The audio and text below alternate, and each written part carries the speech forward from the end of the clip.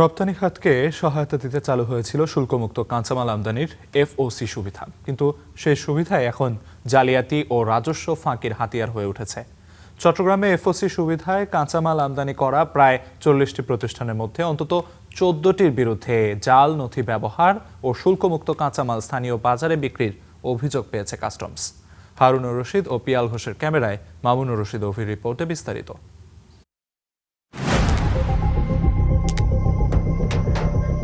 চট্টগ্রামের পাহাড়তলী এলাকার Suntex networks limited প্রতিষ্ঠানটি গত 2 বছরে 4টি ভুয়া প্রত্যয়নপত্র ব্যবহার করে প্রায় 20 কোটি টাকা মূল্যের 332 টন কাপড় শুল্কমুক্তভাবে আমদানি করে, যা ধরা পড়ে কাস্টমস বন্ড কমিশনারেটের অভ্যন্তরীণ তদন্তে।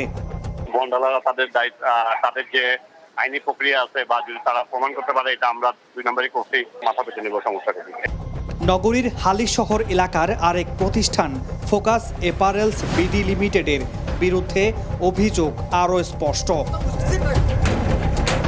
আল ইউসরা টেক্সটাইল লিমিটেডের নামে একটি ভুয়া সাবকন্ট্রাক্ট চুক্তিপত্র ব্যবহার করে প্রায় 19 টন আমদানিকৃত কাপড় কারখানা থেকে বের করে স্থানীয় বাজারে বিক্রি করার প্রমাণ মিলেছে তদন্তে, যদিও অভিযোগ অস্বীকার করেছে সংশ্লিষ্টরা।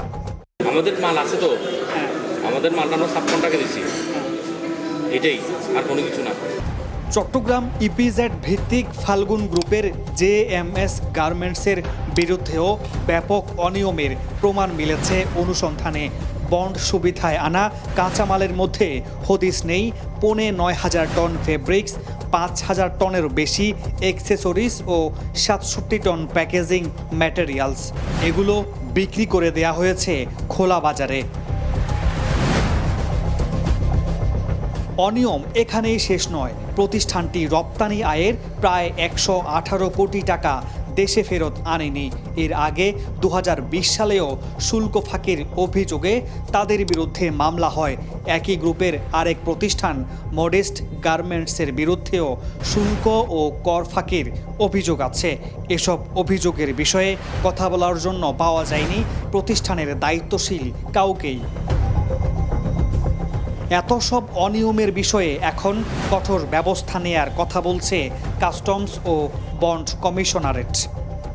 তাদের যে মজুদটা থাকার কথা ছিল, আমাদের টিম যে সেরকম মজুদ পায়নি। ওনারা দলিলাতি জালিয়াতি করেছেন বেসিক্যালি, যেটা ধরেন ফাইলে উপস্থাপিত হয়নি বা আমাদের ক্ষেত্রে অনুমোদন হয়নি, ওইটাকে ওনারা অনুমোদিত হয়েছে এরকম উপস্থাপন করে বিভিন্ন শুল্ক স্টেশনে যে তারা তাদের ব্যবসায়িক কার্যক্রম পরিচালনা করছে। চট্টগ্রামে বর্তমানে 40 থেকে 42টি প্রতিষ্ঠান এফওসি সুবিধায় কাঁচামাল আমদানি করে। এর মধ্যে অন্তত 11টির বিরুদ্ধে অনিয়মের প্রমাণ পেয়েছে কাস্টমস। মামুনুর রশিদ, অভি, স্টার নিউজ, চট্টগ্রাম।